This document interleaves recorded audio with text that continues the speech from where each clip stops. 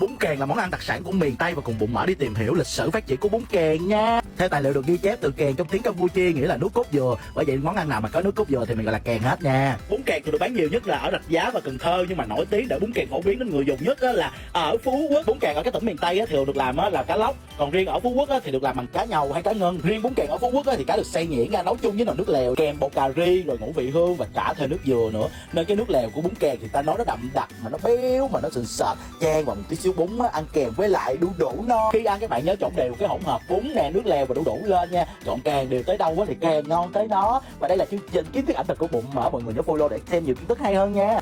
Một con cá lóc nước than kèm mỡ hành, hành phi và đậu phộng được cuốn kỹ càng trong một tờ giấy bạc, cuốn với rau sống, bánh tráng, chấm một tí xíu mắm nêm thì cay, liệu có đốn tim bạn không ta? Xin chào, mình là anh Bụng Mỡ, ngày nào cũng đạp xe đạp mấy chục cây số xong đói bụng về mua đồ ăn tiếp, bởi vậy không bao giờ ốm. Một phần cá lóc nước con khoảng 600-700 gram kèm rau sống, bún, mắm nêm được pha sẵn hết, giá chỉ có 140k ha. Nhìn là mê rồi đúng không? Thật sự là từ nhỏ đến lớn ở quận 3 tới 31 năm rồi, bây giờ mới biết có một chỗ bán cá lóc nước mang về như vậy á, thì hỏi mọi người cái thịt cá nó trắng nõn à. Điểm Bụng Mỡ thích ở quán này á là cá được nấu chín đều nha, lớp da ở ngoài á thì giòn tan, còn miếng thịt ở trong á thì nó trắng ngần, nó ngọt ngào, rưới một tí xíu mắm nêm ăn kèm miếng bánh tráng, miếng rau sống thì ta nói quên đường về luôn á. Bây giờ mà có mặt tôi cũng chịu, nó đạp có cực mấy mà đói là tôi ăn hết á, tôi có ngại vậy đó. Còn đây là siêu phẩm của cá lóc nước nè, lòng cá lóc. Trời ơi, ai mà chơi cái lòng này thì đưa qua Bụng Mỡ ăn hết, siêu phẩm đúng là mê luôn á. Ăn nó đắng đắng dai dai, đúng là con cá lóc cái đặc biệt nhất của nó chỉ có cái lòng này thôi.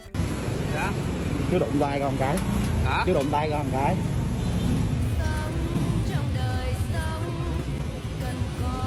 Dễ chưa?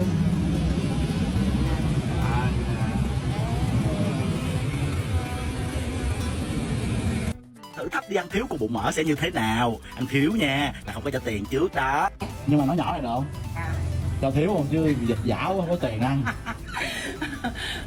Thử ai thiếu cho em Bụng Mỡ thiếu cho luôn. Ok. Trời ơi, cô chủ quán bánh căn kèn cúm thiệt là top bồng đó các bạn ơi. Đã vậy còn chuyển nghề nữa, và hôm nay cùng cô chủ quán vào bếp làm cái món càng cúm rang me. Công thức này áp dụng với món cua rang me hay tất cả món rang me đều được nha. Đầu tiên chúng ta sẽ luộc càng cúm vừa chín tới nè, sau đó đập nhẹ nhẹ ra để cho các thớt thịt nó thấm vào gia vị khi chúng ta xào chung với me. Bước tiếp theo là cho dầu vào chảo, xong rồi băm nhuyễn tỏi nhỏ ra, đợi dầu sôi chúng ta bỏ tỏi lên rồi khuấy đều, khi nào tỏi vàng ươm thì cho các bé càng cúm vào và xóc đều lên trong 3 phút. Bước tiếp theo là vô cùng hấp dẫn, bỏ cái hỗn hợp nước sốt me chúng ta chuẩn bị từ trước vào càng cúm rồi xóc lên thật đều nha. Công thức hỗn hợp như sau: cho 2 thìa canh dầu ăn phi tỏi hơi vàng nè, cho 2 muỗng cà phê đường, 2 muỗng cà phê bột nêm, rồi cho nước cốt me vào, sau đó đun sôi cho thêm ớt bột và cuối cùng là hòa tan bột năng với nước lạnh vào. Bây giờ thì nêm làm sao cho vừa vị của các bạn nè. Bây giờ trở lại với nồi càng cúm chúng ta vẫn để cho nước được cạn tí xíu nha. Bây giờ cái bé càng cúm đã ngon hơn chưa? Bắt đầu tắt bếp, xếp càng cúm vào hộp và mang về ăn thôi. Quá đã, được ăn tiếp và còn được học nghề nữa. Đó các bạn thấy chưa, nguyên một cái hộp càng cúm này đó đã có công thức rồi, các bạn có thể tự làm. Còn nếu làm biến thì mua nha, quán tôi cũng bán hộp này chỉ có 300k mà thôi. Phải mà nói nha, cái hộp càng cúm này ăn vô cùng nguy hiểm nha mọi người. Tại sao không?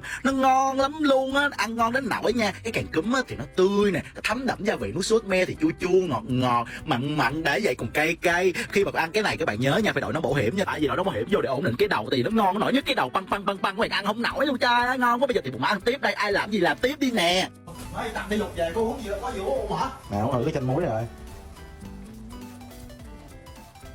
Ngon gì vậy? Điều nào đó? Cảnh Thành à? Ngon quá. Nước này nước gì mà ngon vậy? Đặng Thành. Trời mới hả? Đậm hả? Ồ, ngon quá ha. Mấy chục năm giờ uống lại cũng chứ ngon. Cái này là của ở Nha Trang nè. Rồi còn con gái hẹn hò ra Nha Trang đi chơi rồi uống nước này. Buồn quá mọi người ơi, thiệt luôn á. Cầm ba chai nước đi hỏi mấy người trẻ, ai cũng nói cái hãng này là hãng mới Đảnh Thành. Em nó tồn tại hơn 30 năm rồi nha. Bụng Mỡ ghiền uống nước này lắm á. Cứ mỗi lần là đi siêu thị là cứ mua và rất là nhiều hương vị luôn nha. Có cả chanh muối cho người tập thể dục nha, nước khoáng có ga không được cái cô gái sợ mập, và đặc biệt là cái nước yêu thích của Bụng Mỡ là nước khoáng có hương chanh này đây, ta nói mê lắm luôn á. Mọi người thử đi, biết đâu sẽ ghiền giống như Bụng Mỡ thôi. Em muốn uống trà sữa có chân trâu. Nhưng mà 2-3 giờ sáng rồi.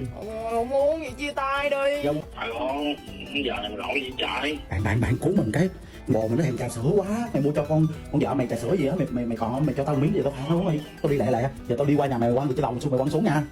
Rồi, Cứu khổ cứu nạn nha bạn ơi. Trời ơi, khổ cứu nạn có trà sữa rồi, bây giờ mình phải về ba gấp thôi. Wow, nó đưa mình một cái ly với lại một cái hộp. Mở cái ly có gì ở trong đây ta? À, có nước đường, có chân trâu trắng, còn được tặng kèm chân trâu đen nữa. Rồi gói hồng trà sữa, có hướng dẫn mình làm theo nha. Bỏ gói trà sữa vào nè, xong rồi có cây đo dùng lượng nước á, các bạn chế nước sôi vào vừa đúng mấy cây, rồi lần lượt cho đường nè, cho chân trâu, cho đá, cho chân trâu đen vào cắm lên. Trời ơi, bây giờ cho uống thử, không ngon là thấy bà nội luôn. Trời ngon xỉu luôn á. Đúng vị hết luôn. Như vậy chưa? Trời ơi, trà sữa của người Sành đã cứu tôi một bàn thua trông thấy. Ngoài cái ly mà có đầy đủ pha ra thì chúng ta có cái hộp siêu tiết kiệm luôn. Một cái hộp này có 5 gói nè, cũng full topping như là cái ly luôn. Bây giờ thì ngày đêm nắng mưa lúc nào cũng có trà sữa để phục vụ nàng, quá đã phải không nè? Một chiếc bánh chuối Thái có cả phô mai và trứng gà, được làm bởi cô chủ quán có tay nghề thanh thoát, và cuối cùng phủ thêm một lớp sữa tươi và sô cô la. Xin chào, mình là anh bụng mỡ, hở một cái là mình tìm món ngon cho các bạn ăn, và hôm nay cái món này là siêu đỉnh luôn. Và đây là lần đầu bụng mỡ được ăn loại bánh này. Đó, các bạn thấy không? Cái tay nghề của cô chủ quán đó rất là chuyên nghiệp luôn nha, điều nghệ luôn nha. Đầu tiên lấy miếng bột đập ra cho mỏng đều, xong rồi bỏ vào chảo dầu, ta bỏ một tí xíu phô mai, thêm một miếng trứng và chuối cắt lát vào, sau đó xếp gọn lại chờ bóng phồng lên và cho một tí xíu sốt sô cô la, sốt sữa đặt vào và thưởng thức thôi. Ngoài loại siêu phẩm có nhân ra thì chúng ta còn có một loại không có nhân gọi là bánh snack. Về quá trình nấu nướng kỹ lưỡng á, bụng mỡ cho 8 điểm luôn nè, tại vì đẹp mắt ha. Còn về mùi vị của em nó là một sự pha trộn giữa độ mịn màng của bột mì, bộ béo của trứng gà và phô mai. Còn chuối thì ta nói tăng cái độ ngọt hậu của cái bánh lên, làm ta cứ nuốt nước miếng ực vậy á. Còn về cái bánh nát giòn giòn thì ta nói đúng là không là bụng mỡ thất vọng nha, đúng giòn luôn mọi người. Đã vậy còn có vị dừa nè, vị sô cô la đó, tay trong đầu lưỡi cảm thấy yêu cái mùi vị này quá đi. Cá cam cuốn giấy bạc nướng sả, ăn kèm với rau sống cuốn bánh tráng và chấm nước mắm, với nước sốt thì siêu sợ, kèm theo chân gà nướng than hồng. Đó chính là combo dành cho các chàng trai khi lỡ làm điều gì sai với rớt của mình, bảo đảm các nàng sẽ hết giận ngay và thay vào đó là một cái ôm thật là hạnh phúc. Xin chào, mình là anh bụng mỡ, bỏ dở giấc mơ giảm cân để thực hiện nghĩa vụ food boy của mình. Ở đây các cam được cuốn kèm giấy bạc nha mọi người, và được tẩm ướp trong cái sốt siêu xả luôn đó mọi người thấy không? Quá trời xả luôn, ăn nó nồng lên tới tận mũi. Thịt cá thì nó mềm, đặc biệt nướng không quá khô, nó rất là ướt át luôn á. Để vậy nước sốt á thì mặn mặn cay cay, thiệt luôn, phải là một cái là ăn cục xương cũng không còn luôn á. Mà theo bụng mỡ được biết á là cá cam là cá biển chứ không phải cá sông đâu nha, mà rất nhiều người á không biết em cá cam này luôn á. Đã vậy nha, em còn rẻ, không quá mắc nha, một con như vậy chỉ có 150 là bao gồm cả rau và nướng luôn rồi á, giao tận nhà luôn. Ăn em cá này mà ăn kèm thêm với chân gà khô khô cay cay nướng á, mà phải nó khô thì khô vậy nè, lớp ở ngoài á thì nó giòn, còn ở trong á thì nó dai dai, thì nó mới tới nấy phải cái lái nè. Mọi người muốn biết địa chỉ ở đâu không? Comment khen liệp trai để tôi chỉ cho.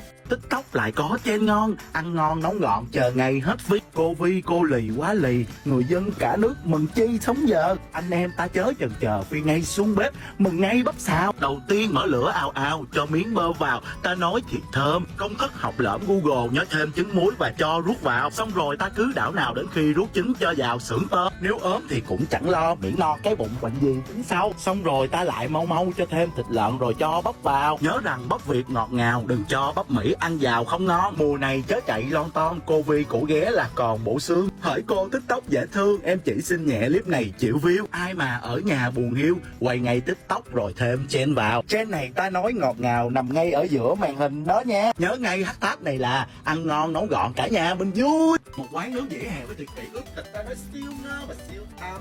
Những cái quán nhỏ vậy thôi chứ ta nói có rất nhiều món cho các bạn chiến nha. Này là chân gà nướng, đùi gà nướng, gà nguyên con nướng, rồi đã vậy còn có cá cam nướng, cá sa ba nướng, rồi đặc biệt cái món chảnh dừng thì ăn nó là không có dừng lại được luôn đó nha. Mọi người cho bụng mỡ hỏi là cái thịt chảnh dừng, cái miếng chảnh dừng này nó nằm ở đâu con nghèo vậy, mình không có biết luôn, mà chỉ biết là ngon thôi. Thịt đó thì đúng bằng than, nó nên giữ được cái hương vị truyền thống nhất đó. Nhìn cái quán nhỏ nha, nhưng mà cái packaging thì nó rất là đẹp nha mọi người. Mọi người nhìn kìa, lót một tí xíu cái lá chuối vào thôi là nhìn nó khác hẳn. Đây đây đó, đây là chảnh dừng và một tí xíu lòng chấm kèm với một nước sốt lá chanh này, thì cô nào mà chồng bỏ chồng chơi ăn phải một cái là chồng vẫn bỏ luôn, tại vì ngon quá. Ăn riết mập thay chồng thấy hoài nó bỏ luôn đó. Thấy chưa, thấy con nhỏ này ăn chơi tôi sắp bỏ nó luôn rồi, tại vì ngày nào nó cũng đòi ăn cái món này, mà nghĩ sao ngày nào cũng ăn một đống như vậy. Một đống như vậy chỉ có 200.000 thì nói không ăn thì thấy ổn nha. Thực sự gồm có một cặp chánh gà, 2 cặp chân gà, một phần chảnh dừa, một phần bạch bột nướng, đã vậy còn có nữa thêm một phần gọi là lòng nướng nữa thì tuyệt vời quá đi tôi.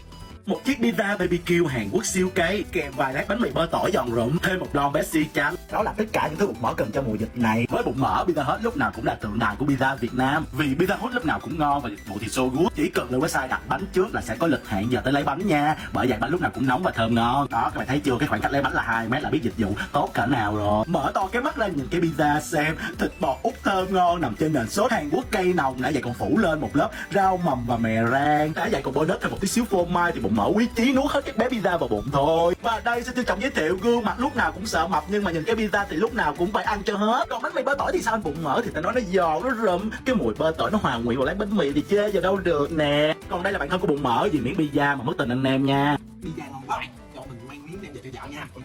Trời ơi, vợ bạn rồi. Vợ mang về nó bụng mỡ nha. Rồi, cảm ơn bạn. Đi hết này rồi. Cảm ơn bạn nha. Mày đâu hả?